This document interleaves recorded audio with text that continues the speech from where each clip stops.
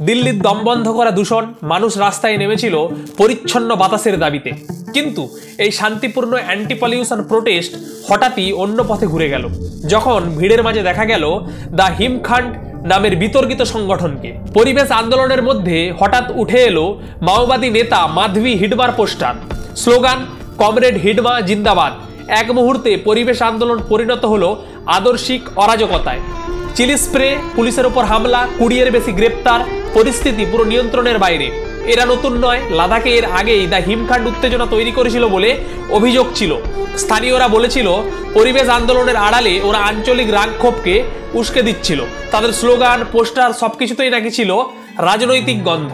আর সবচেয়ে বেশি বিস্ময়কর ব্যাপার, সম্প্রতি দ্য হিমখান্ড একটি এয়ার পলিউশন ইভেন্টে 2020 সালের অ্যান্টি হিন্দু দিল্লি রাইটসের মুখ্য প্ররোচক হিসাবে পরিচিত প্রশান্ত ভূষণকে স্পিকার হিসাবে আমন্ত্রণ জানিয়েছিল। এবার ভেবে দেখুন যে হিন্দু ধর্মের মানুষকে উস্কানোর জন্য কত সংগঠন কাজ করছে, আপনার আশেপাশে ঘুরে বেড়াচ্ছে আপনার সাথেই। তাই প্রত্যেকে সতর্ক থাকুন, সচেতন থাকুন।